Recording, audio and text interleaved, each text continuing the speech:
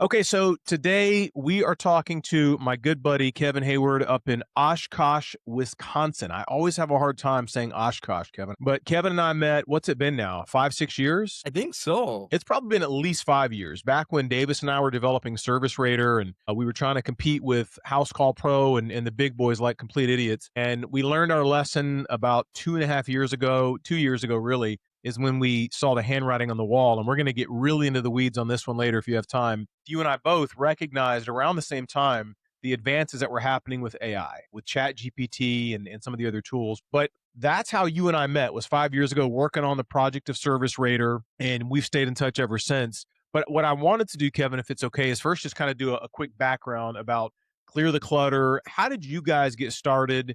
And I think you started around the same time we did, if I'm not mistaken. But what's the background? How did Clear the Clutter get started in this space? We've been, I think it's 8 or 9 years now. Again, it all flies by so fast. Sometimes it seems like it's been 3 years, and sometimes it feels like it's been 20 years.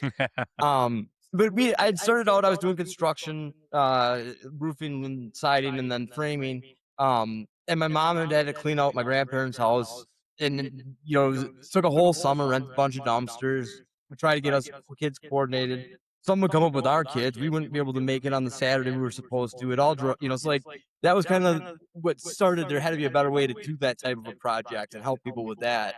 So that was really what got it going in me, is that there's got to be, there's a market for this.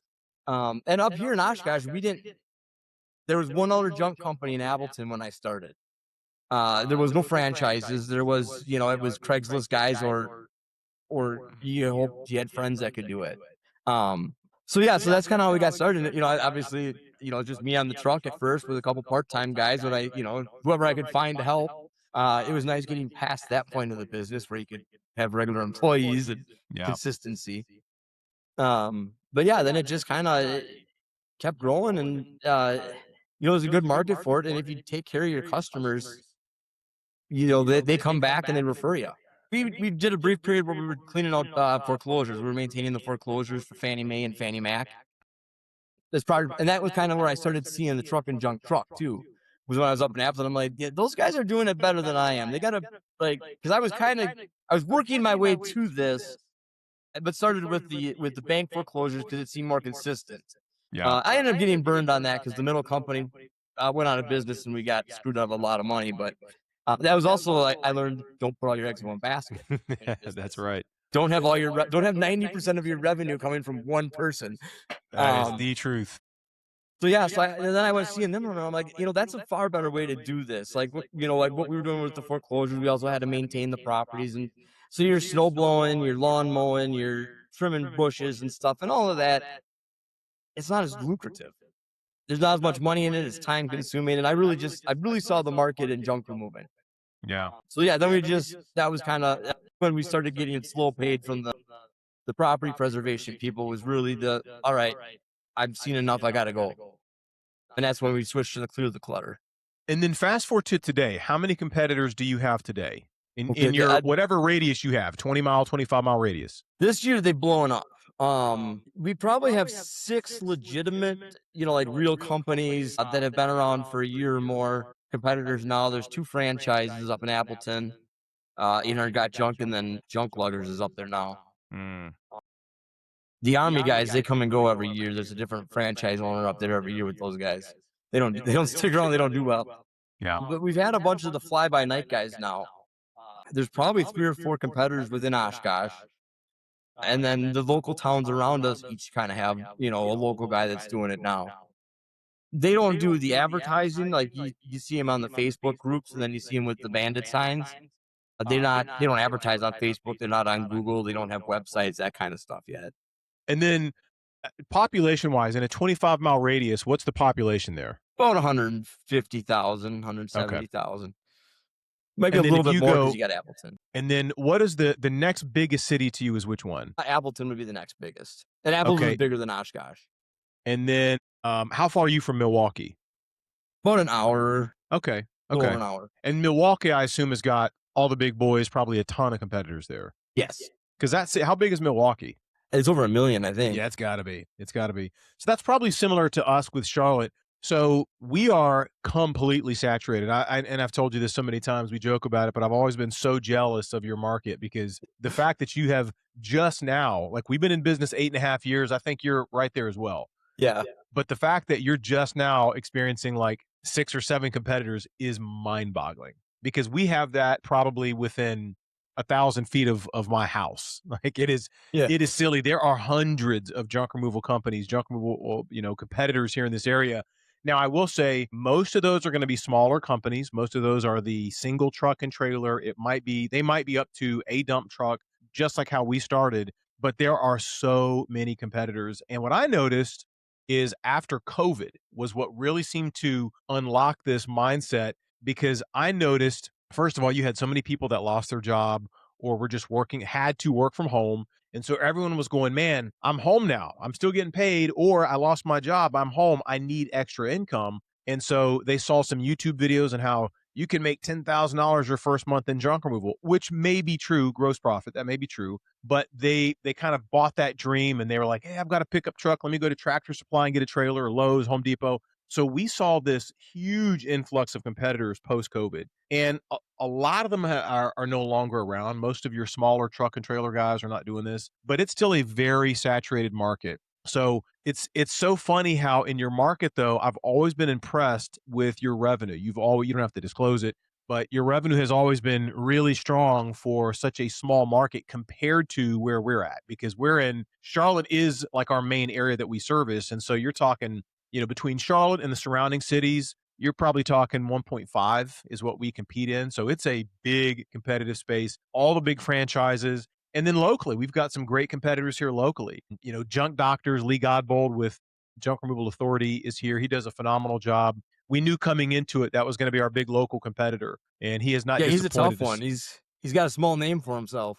He does, man. They've done a great job. And then my buddy Mario over at Clutter Me Not is here in Charlotte. So we've got some strong guys. Count Junkula was here for a while. I don't know if they're still here in Charlotte, but we had some really strong local competitors and the big boys. And so I would always look at your numbers, be like, dude, we need to get into just a bunch of smaller markets. And that's part of what I wanted to talk to you about Yeah. is, we talked about franchising. In fact, we were doing a franchise model for a while, and we talked to you about getting into the franchise model with us, and we look back now and we go, thank God that didn't work out, because I just made a video yesterday that I haven't published yet, but the whole premise was really why we didn't franchise, the lessons we learned from it.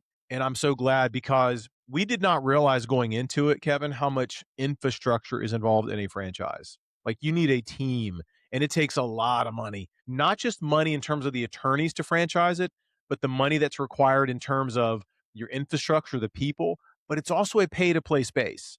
Like you need to spend money on the franchise groups and the franchise brokers and on and on and on. If you're going to advertise, how are you going to get the word out there? The brokers are going to help, but you also want to put ads out there, Facebook ads and Google ads, and it gets very expensive very quickly. So if that's not something you really are committed to, I would caution people. And that was my whole video is think carefully here because what you may not realize, you just may not have thought this through. If it takes off, are you a homebody?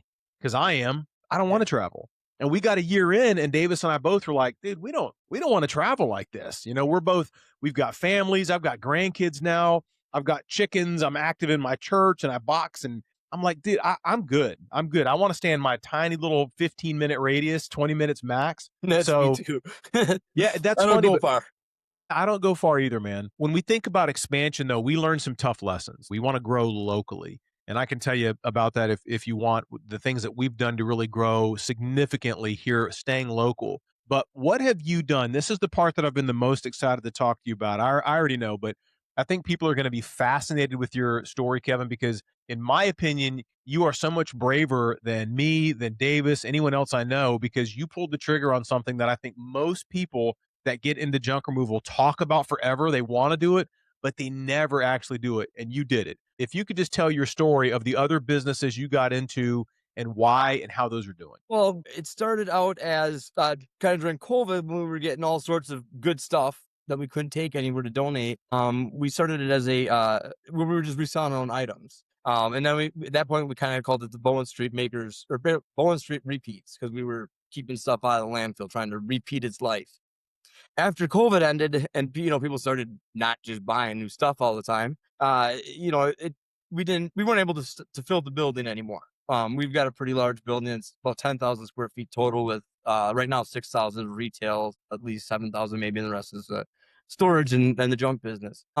So then my wife had kind of wanted to do the vendors anyway, so we transitioned into the vendor mall. And when we first started that, we were hoping to fill half of our space with vendors and the other half we keep with our own stuff. Before we even opened, we had all of that rented. Within months, we'd actually expanded into the other parts of the building that we hadn't taken over yet. And now we've got the complete building. We started with like 4,000 square feet here. But yeah, so now we've got all of it. And we got 120 vendors now. And I mean, like the year over year sales are up about 30% for the vendor mall. Wow.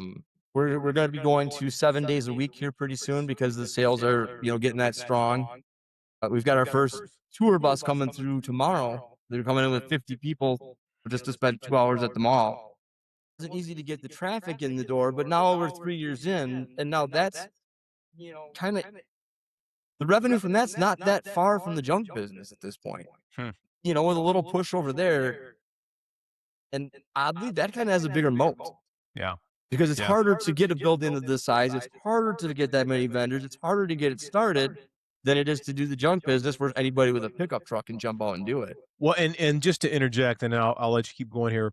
But the other thing I love about your business, and correct me if I'm wrong, but you started with the resale market and then got into the makers market. Is that right?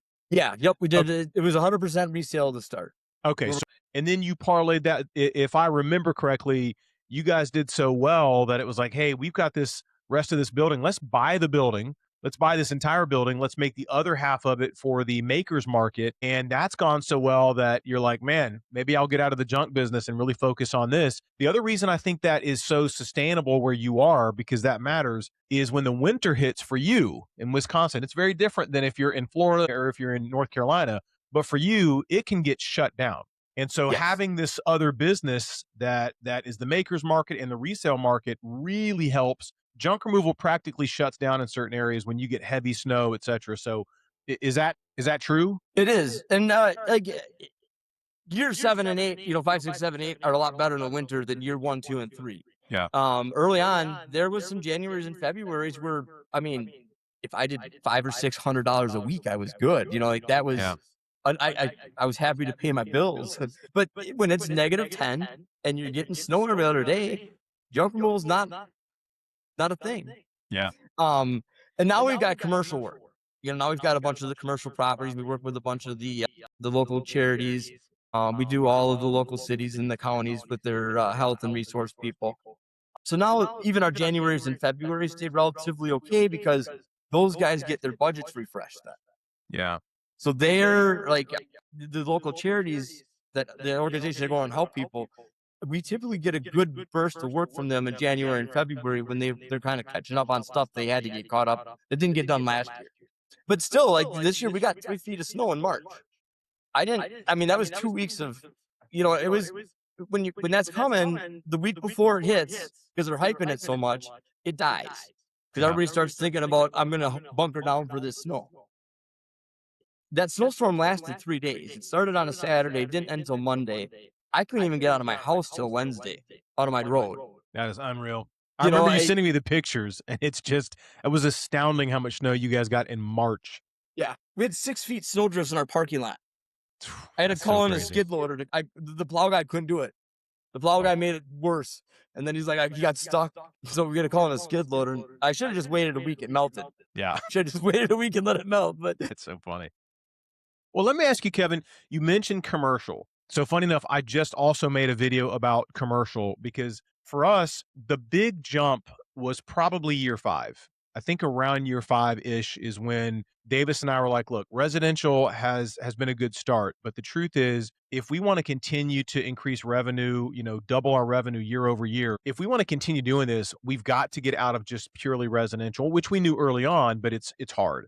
It was much easier to just turn that switch on with your Google ads and your website and your Google business page and LSAs eventually. It was so much easier to get residential work, but commercial work was a lot harder. So we did 2 things around that time is not only did we start really aggressively going after commercial accounts, and today we've got a ton. And to your point, when things are slow on the residential side, even if it is snowing outside, commercial properties, businesses, they still need that bulky stuff removed from their property. Whatever that thing is you're doing, if it's a dumpster pad clean out, that's what we love about it. The other thing though that we got into was we got into more of site services. We got into demolition and grading and land clearing. Part of that was driven by we had guys that had a background in that space, and they were like, there's not only is there good money in it, but there's a future, there's a career. Most of your guys that get into junk removal, as you know, they don't want to do this for a career. It's very rare that you find an employee that you hired, year one that's still with you 8 years later.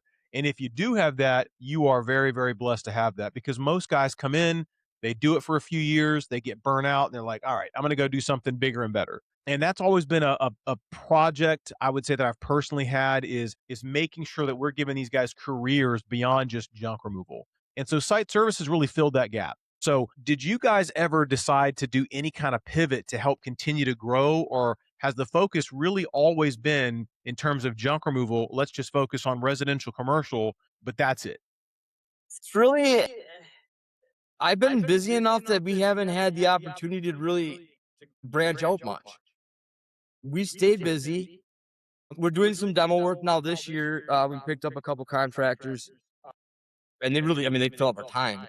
Right now, I've got a demo project that's really 3 weeks of work for two crews. And then we're working with, I was talking a little bit about Lori, one of our big longtime customers. She's getting ready to clean out all of her properties. I don't even know the amount of work we have there with the property, but I mean, it's months worth of work. So like in theory, right now, I could take on no more work, and I have enough for the entire summer to keep everybody busy. Wow. So then it's just trying to, so like I want to expand into like I'd love we have a lot of waterways here. I'd love to expand into like dock maintenance because nobody will go and like fix docks. They all want to put in your new dock. And it's $3,000 a section or something. Hmm. Um, and we just did one of my neighbors where we just we cleaned up the metal poles out and did the bolts, put 4 hours of labor into it, and we decked it. I mean, I did very well, much better than junk removal. But I just don't have the time, and trying to find more people that are reliable is hard. Uh, Yeah. and going back to the employees, like right now we've got 4 guys. My newest guy's been 2 years. The other two have been here for 3. So I mean, everybody's been with me for at least 2 years and going on 4 or 5 years. Yeah. They all work together well. I can trust them. So it's like you hate to kind of you throw too much more in, and you start to you put that squeaky wheel in, and everything that's going so good doesn't go as well anymore. Yeah. So yeah, it's tough. I've got a million ideas of things to branch out into, but I don't, like. And then again, like with the junk, I think a couple weeks ago, I was kind of telling you, I was saying, well, maybe kind of selling out of the junk business, but then now in the last couple weeks, we got so busy, and I've been out with helping Lori and stuff, and it brings back why I like doing it and the communicating with the customers, and I mean, I love learning their stories. Yeah. And hearing what they, what made them and got them where they are. And, that's fascinating to me. So like losing that part of it kind of, I don't know. It brings me Yeah, I back to get the it. junk business. Isn't it funny how in this business you have such highs and lows? Like you have such extremes because you have those times to your point where you've got that repeat customer that comes back, gives you this big job and it keeps you busy for months. You're like, man, this isn't so bad. Like I actually enjoy this. You have jobs where you find really cool stuff and you're like, man, this business is amazing. But then you have other times where you're like, I just want to burn it all to the ground. What am I doing? What am Yeah. how did I get to this place in life? Why am I doing this? It's just so funny. I see that trend so often in the junk removal space. So you're right. It's very gratifying at times, and it can also be very frustrating. And I would not start fresh in junk removal today Really? because of the competitive market.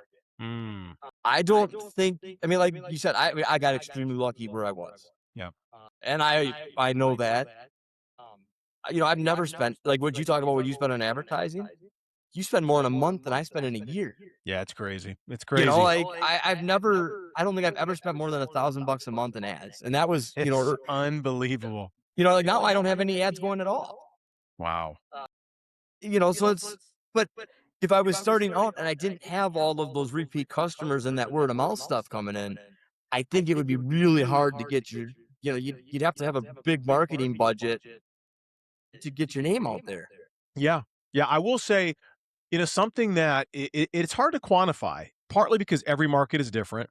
I've yet to find a prompt that is so good that it can really quantify and tell me how much the market has evolved in 8.5 years, meaning truly how many competitors are out there today. What is that delta of if I were to spend my max budget and so every competitor around me spent their max budget, would we eventually run out of jobs that we could obtain? Or are there so many customers out there still that you can't get to? Like, that would be fascinating to be able to wrap your arms around that data. But I will say, if I just go by my spidey senses and the data that I do have access to, the market has changed dramatically because 8.5 years ago, we did not have to spend nearly as much. I mean, nearly to get the same revenue. Like, it used to be a yield of about 10 to 1 for every dollar I would spend in paid ads specifically.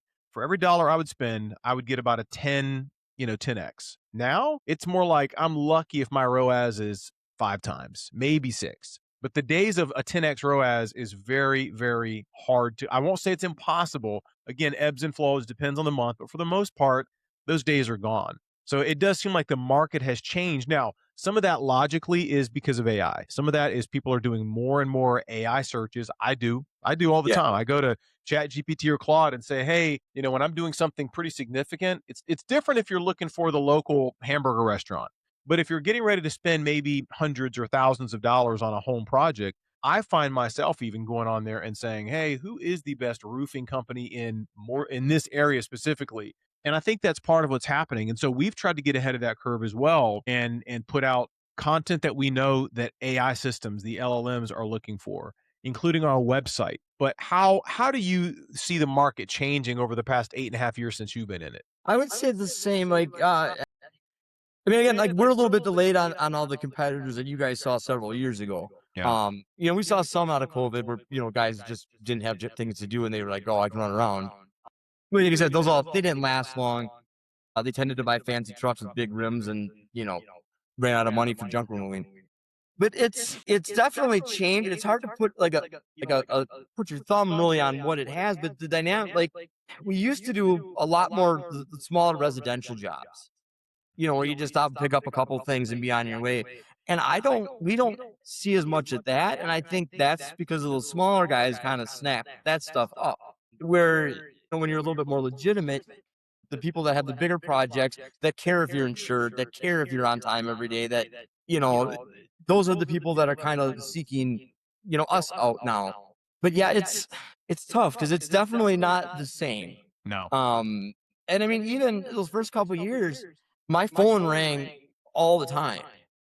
Yep. Now it's not as the jobs are bigger and they're more, I get the repeat stuff, but I don't get as many new calls as I did years ago either. Yeah. And I don't know if we'd be able to get that back even, no matter how much you spent because of the saturation. Yeah. That's what I think. That's what I think. I think truly that is the sign that yes, AI has come in and really taken over a lot of that market share that Google used to have and even I would even say LSAs. Like, LSAs are not as good for us as they used to be. It is still a good channel, but still not as good as they used to be. I And I stopped using them because for our market, the what we charge per lead, yeah, and I usually got one item pickups. yeah, Then true. I couldn't cover the cost of it in the item. Let me ask you this. How often, though, total side note, but when you used LSAs, did you always have the software pulled up on your desktop or on your phone? And every time you got a call that was an LSA, were you going into that and actually putting in the notes what it was? Were you basically telling Google, the LSA, this was a good lead? I was not. Okay. So we started doing that and it made a huge difference because it's Google otherwise doesn't know. It thinks it's sending you the best leads possible. So unless you go in there, and I think we really started doing that maybe about a year ago. We were marking the lead, we knew because of lead attribution, we knew where the lead was coming from, but we weren't going into the app itself and into the software and saying this was a good lead and here's why. Once we started doing that, LSAs got better and better and better. So even if I'm paying $60 for that LSA, we're getting much bigger and better jobs from LSAs now because we're telling the algorithm we don't want that couch pickup. We don't want that household trash. We don't want scrap cars. You know what I mean? Yeah, and if I were to like, I might look back into it with that because that's you get the like a dehumidifier pickup, Exactly. which Exactly. by the time you do the pickup and then you add a recycling fee, if that's It's all worth a they have, shot. It's worth a shot because, as you know, Google Ads is hard because you're paying for everything. You're paying for the impression, you're paying for the click, whether it converts or not, you're paying for it. With the LSA, you're paying if it's an actual a lead, the customer is interested, so much so they called you, right? Or yeah, they filled out that form. So if you start dialing that in though, I bet you will see a big difference in the quality of leads that come in. yeah, I had no idea you could tune that. That's why I got so frustrated with it. Yeah, neither did You know, we. I just We kept used it for like a year and a half and had no idea. And then I came the across this for Davis and we were like, well, let's try that. And we did, and the quality improved significantly. Google Ads, their whole setup. Like, I think there's so much more potential within it Oh yeah. that they just like they make it so technical and like I go into Google Ads, I don't understand much. You know, like I can do the basic analytics. I know what my cost per click is. I know where but like I feel like there's so much more information that could be used in there than I have no idea what it is or even how to find it in their 18 different menus. Yeah, which is wild because you're a pretty technical guy. Like we'll get Yeah. into that here in a second. It is amazing how complex that system is compared to like think of how much easier LSAs are. So much easier. Now the setup is a little bit harder because you have to prove yourself. You're a legitimate business. You have to jump through some hoops you don't have to do with Google Ads, Facebook ads. But you're exactly right. The interface is so much more complex. Yeah. And I mean I've started doing like I made the dashboard for Clear the Clutter, the CRM, Yeah. and I pull all my analytics into there and I made my own dashboard that makes sense to me. Right. So it pulls Right. my Google data in and it puts it in a display that I like, Yeah, that I can totally. use. I'm Like with you. it's but 5 years ago you couldn't do that. Yeah. Well, let me get to what I've also been really excited to talk about. So we've covered you pivoted. What was that? Has it been 4 years since you opened up the resale market and then the makers market after that? Yeah. Okay. So 4 years ago you made that you took that leap of faith. It's paid off big time. Congrats again. I'm still super jealous. One of these days, Kevin, I just may pull the trigger and call you down, come down here and consult. Do it. But so you started that, and then I'm going to say about a year ago, roughly, is I think when you really got heavy into coding. You got into Claude Code and some other tools, but I don't want to spoil it. So tell me about that whole process. How did you get into that? What did you build? What's that been like? What's the future look like with it? You know, I got into it because I've always wanted I have in my head what I want my software to do. Yeah. And I don't need all the extra crap. I wanted to do what I needed to do, and I want all of my stuff in one spot. What things I should be posted on social media that are trending on Google, but my competitors are not posting about, Hmm. so that I can try to get the what people are looking for, but nobody else is actively getting their word out there for right now. So and I gotta quit dreaming and just start focusing on things. But that's how my brain Yeah. goes. I always got a million ideas. And we're chasing butterflies, man. That's the problem. That's the thing. That's what I've always enjoyed about talking to other guys that are in this space. The problem is when you get a bunch of guys like me and you who are also creatives and are just wide open, this business is like jet fuel on that fire that we have because it opens so many doors and it's so hard to really explain that to someone when they go, so what do you do? Or what's the business like? It's like, man, how much time do you have really? Yeah. Because this business will introduce so many different ideas of other things you could do that if you're ADD, super creative, you're like, oh, I could totally do that. Yeah. And then you're like, man, I could drop everything and focus on that. That could be huge. And I've used this example, but we have run into so many opportunities post COVID. We had all these PPE guys that had warehouses full of stuff. They were wanting to just give us hand sanitizer and masks and shoe covers and like gloves, everything in the PPE space. They're like, hey, I've got a warehouse full of it. I've got tractor trailers full of it. Just take it. And actually, better than that, they wanted to pay us to get that stuff. So it was like, oh, I'm going to start an Amazon business and sell PPE equipment. And then Davis is over here talking me off the ledge. He's like, dude, that's not our business model. Like, we're already spread so thin. Don't do that. So it was like, okay. And then we had this other crazy opportunity where we had portable storage containers just fell in our lap. And these things are like what you would see from the major companies that rent these things out, where they bring them to your house, drop them off in your driveway.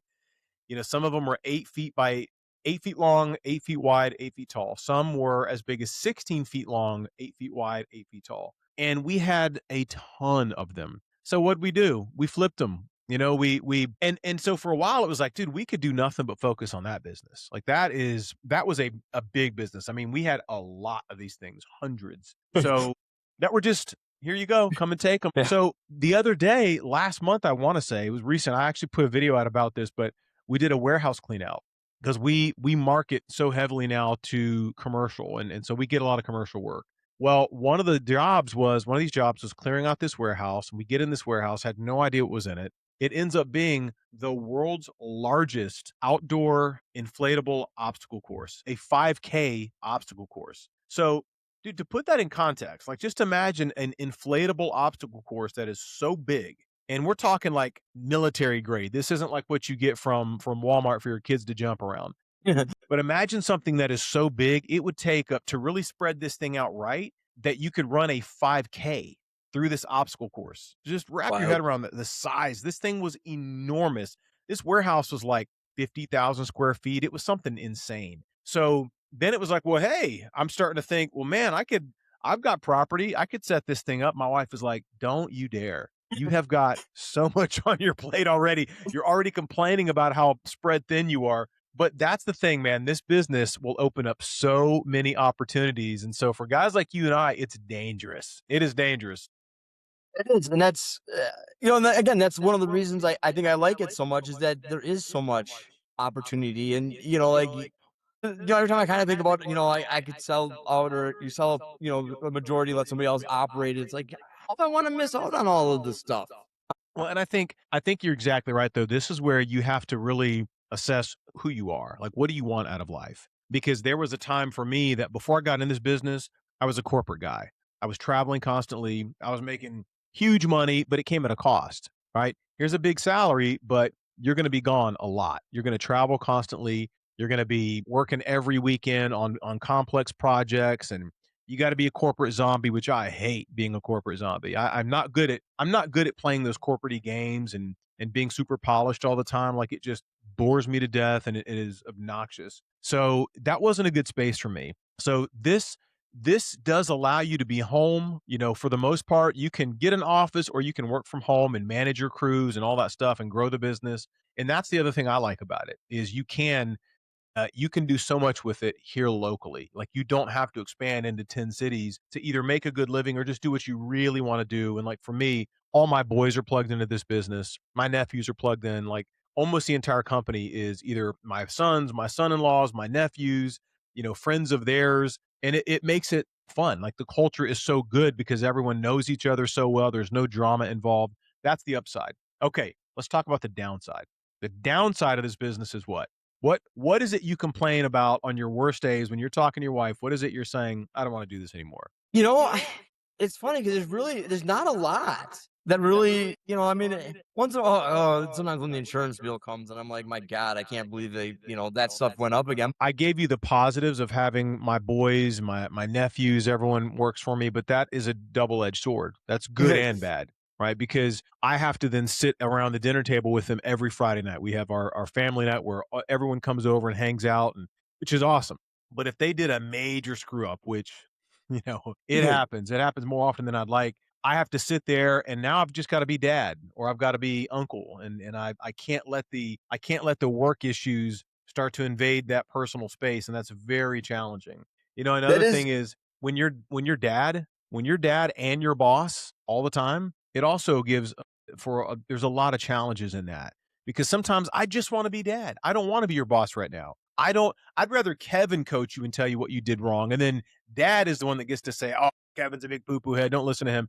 Not really. But you know yeah, what I mean? Sometimes it's a challenge when you're trying to play both sides, and yet it's also one of the most gratifying things. Like when you have the good days, and I would say we have good days 95+% of the time. It makes it so worth it because you get to your boys and your nephews or whomever, that circle, they get to see you in a different light. Otherwise, when my kids were younger and couldn't work for me, they would hear about work and they kind of had this picture of what dad would be like as a boss, whereas now they get to experience it themselves. And in some ways, it's been the greatest thing ever. It's bonded us all closer. But again, it can also be tough when they mess up because now dad, their buddy, is going to have to fuss at them. yeah. So it's finding the balance. Yeah, you got to be the boss till 5, and then after at 5:01, you're dad again. And that's a hard. That's It exactly can, right. if they just cost you $1,000 in mess ups, it's hard to flip that switch and be like forgiven. Yeah. The hardest thing for me, Davis and I have ranted about this before on video. So the hardest thing for us has been we are so first of all, we are competitive, super competitive by nature. So, Davis and I both used to play basketball a ton. And the few times we played basketball in the past 10 years, whatever it's been, neither one wants to give an inch. Like Davis played college ball. I didn't go to college and play basketball, but I played like street ball for 30 years. I mean, that was like my thing. And so we are so competitive. And that competitiveness is in everything, including on the truck. Like the handful of times that I've been on the truck in the last 5 years, I am so competitive. I want to get out there and show these boys how it's done. So it's like I'm gonna record every job that I do. I'm gonna show you that every single job I can get a customer testimonial video, which is so powerful. This isn't necessarily to you, Kevin, but anyone that watches this, if you're in the junk removal business or any home service business for that matter, one of the greatest things you can do is get customer testimonial videos. Honestly, if you put those out there on Facebook or even your Google business profile, your website, man, there's nothing more powerful. Think about Facebook groups. If you go on Facebook right now and you're looking for a recommendation and you see a video of a actual customer, it's not a commercial, it wasn't a paid promo. Someone just had such a good experience that they're like, listen, I just had Clear the Clutter at my house and did this job. They were done in 20 minutes. These guys are amazing. Great personalities, easy, no pressure, such an incredible experience. Other people will see that and call you.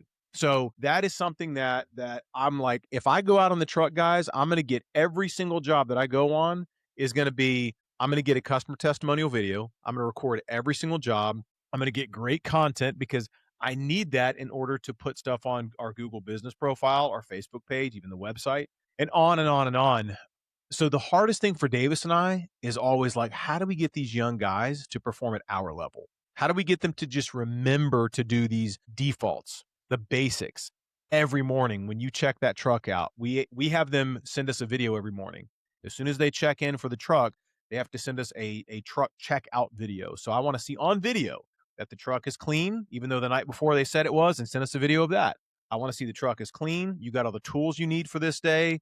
You got whatever special equipment you might need, and on and on. And on. I want to see that there's no nails in the tires. I want to see that you've got the right dolly, that you've got the big commercial dolly back there because they have lost dollies and left them on jobs and accidentally dumped them, and you name it, they've done it. That's been the biggest frustration is like when our guys just can't remember to do the daily defaults, drop-ins. I don't know if you guys do that, but that's something we really got into probably 4 years ago is making our guys really shifting more to a sales culture. Because for the longest time, I was like, I don't want our guys to be pushy. Like, 1-800 Got Junk has such a reputation of being just so pushy.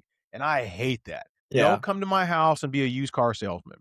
If this is the price, give me the price. Don't play these stupid games with me. And so I resisted that. But about 4 years ago ish is when Davis really started pushing, hey, man, our guys need to be better salesmen. And I was like, you're right. You're right. So now it's like when you go out there, guys, I want you, first of all, in between jobs, stop in at an apartment complex, stop in at a storage unit complex, stop at any business and just say, hey, who handles your bulky trash removal? And so drop ins has become a big thing. So if I'm out there putting on a show, I'm going to do drop ins. I'm doing customer testimonial videos. I'm detailing the truck.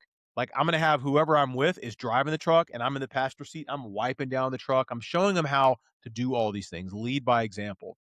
That would be my biggest frustration with running this business is getting these young guys to be at our level, which I know is not realistic. As usual, it's been awesome. You and I knew would run long on this, but this was a lot of fun. I hope that anyone that watches this got a lot of good information out of it. If you have any questions, comments for me or for Kevin, leave those in the comments. Otherwise, we will see you next time.